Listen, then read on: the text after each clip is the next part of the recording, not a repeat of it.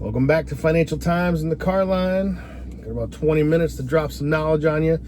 This is going to be about wills, trusts, irrevocable versus revocable, what is right for you, why you should do it, and exactly the protections you get. So let's get into it.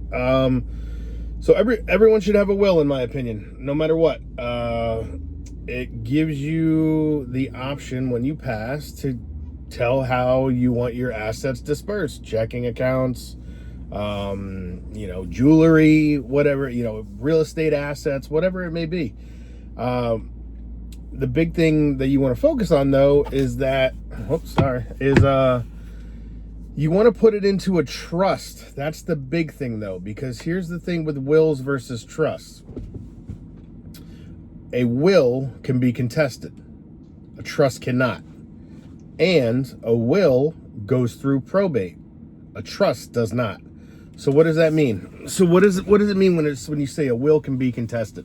Well, let's say I die tomorrow and I've got a sibling that thinks they have claim to my real estate, and they're not a nice person. Or I've got a cousin that says they have a claim to my real estate. Or I have an ex-spouse or an ex-girlfriend that has a document that says that they were going to get half of everything I owned.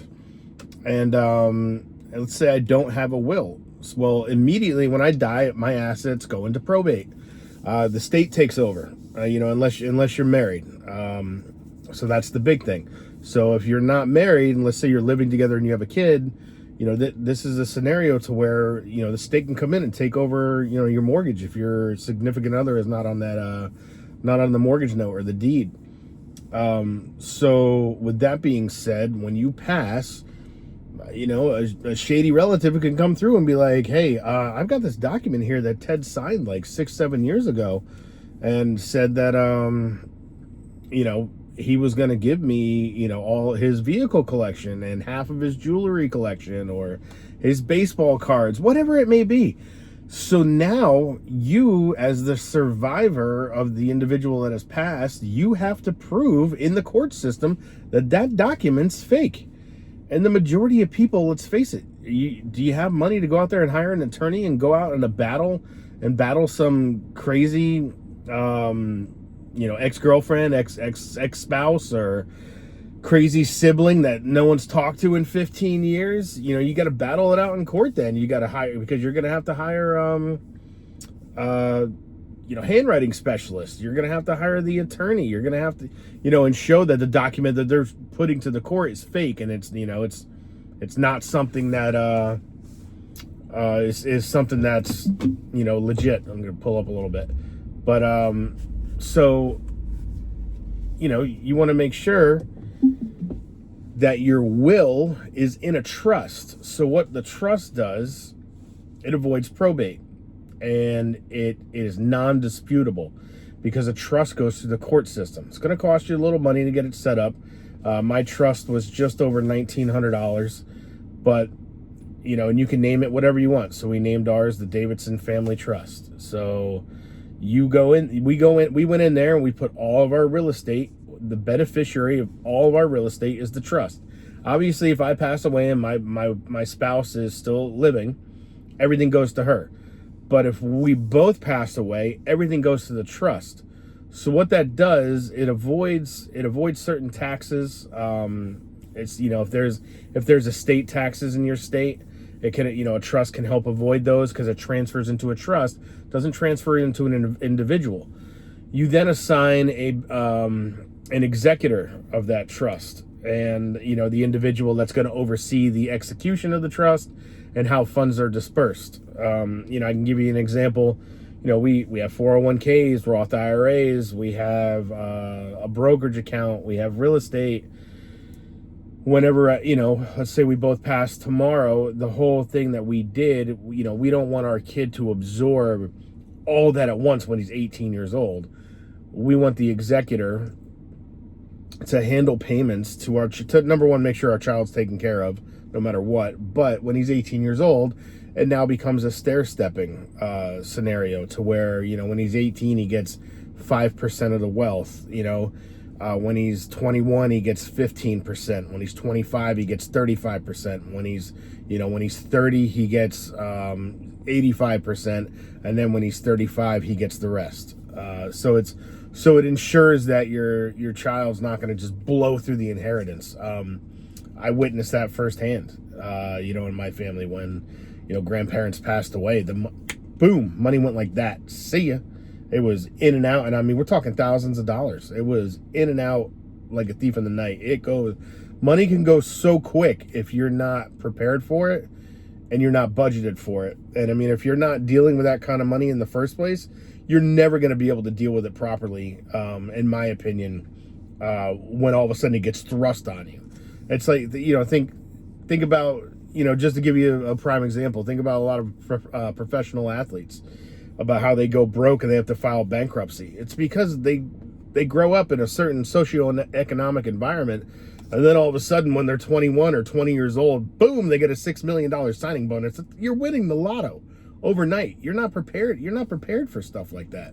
So that's why a lot of individuals, pro athletes that have that high percentage of bankruptcy or the fact that their assets run out after they retire, because within 3 to 4 years, but the ones that have good financial advisors around them, stack away money, drive used cars, live in a nice condo, but not, a $12 million, mansion. You see a lot of, the athletes that really make it after their career, you find out, oh, they were just living off endorsement money. So, they had good financial advice, but unfortunately when there's a lot of money thrust upon you, that's the other thing. You don't get a lot of good financial advice because you have ambulance chasers knocking on your door and be like, hey, I know you got a bunch of money. I got this investment. I got this business you should look into. I got this crypto coin. You know what I mean?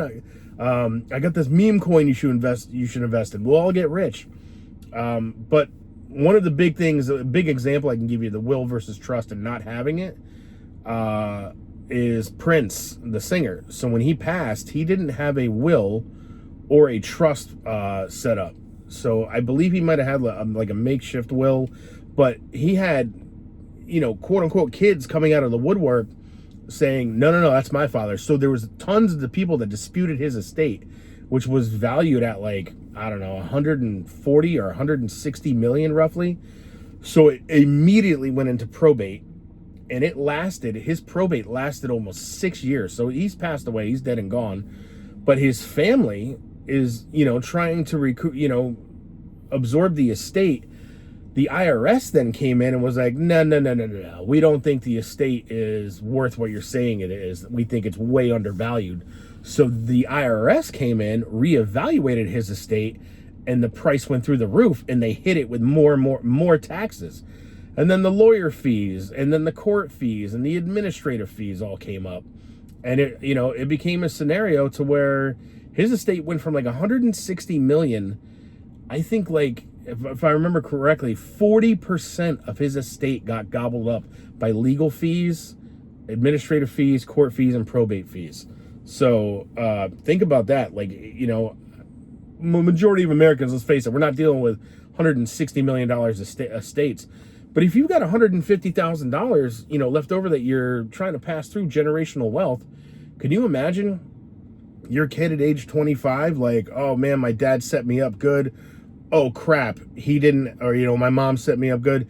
Oh, they didn't have a will and they didn't have a trust. So not only am I getting hit with all of the taxes, but now I've got a cousin down the road that's disputing it. Now it's tied up in probate. Now the IRS comes along and reevaluates the estate because they think they're entitled to more tax money, more tax revenue. And then all of a sudden, your $150,000 that you were trying to leave to your kid is now only 75 to 80K. That's bananas. Like, do not allow the government to come in and take your money and take the generational wealth away from your family. But the two types of trust you can do are revocable and irrevocable. Revocable is something that we did. It's something that you can go in and make changes to at any given time. You as the individual, the owner of the trust. Myself and my wife can go in and make changes to the trust. We both have to be there. We both have to sign for it. But if we want to disinherit somebody or add someone to our inheritance, that's easily changed. Boom, it's just a couple signatures, filling out a piece of paper, you're done. Irrevocable trust means you cannot change it. You have to go back through the court system in order to get the trust unwound and then re-signed and then go back in and make changes.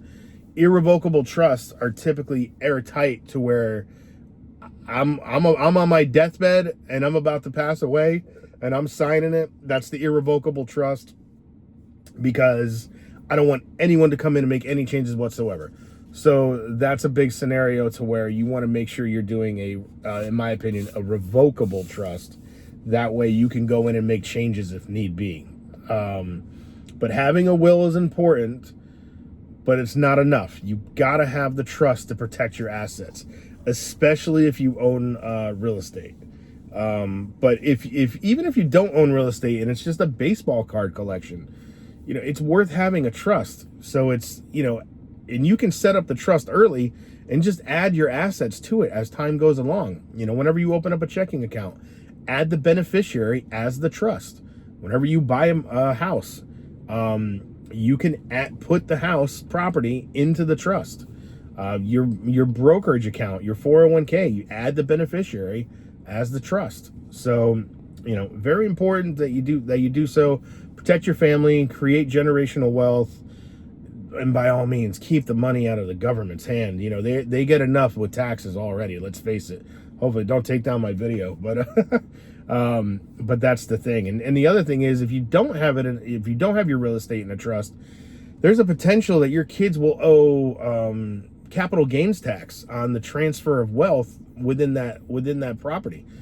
There's some scenarios. Let's say you bought your house for $200,000. It appraises to $400,000. That's a $200,000 appreciation, and all of a sudden there's no trust, and it gets passed to an individual.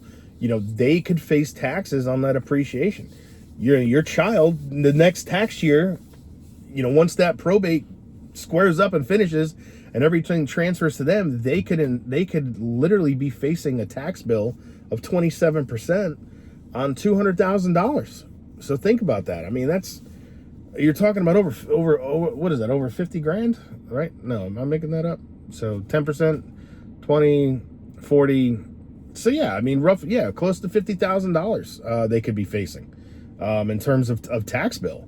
So at that point, your child's gonna either have to sell the house or take out a second mortgage or an equity line to pay that tax note, if they don't have the life insurance or whatever it may be to pay that tax note coming up. But that's the other thing. It's like, do you want your kid paying a tax bill with your life insurance money, or do you want your kid, starting a business, buying a rental property, investing in the stock market, investing in their retirement, investing in their future, investing in their child's future, or do you want them paying the government? So that's the big thing. Wills and trusts. So make sure to have a will within the trust.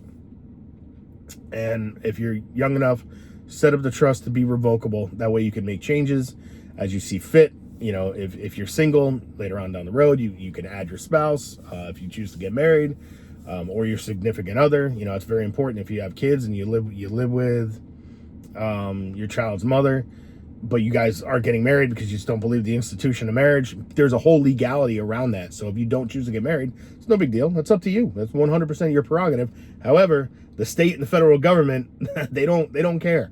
If you're not legally married, you don't have rights to that individual's estate unless there's a trust involved, unless there's a clear line of beneficiaries set up.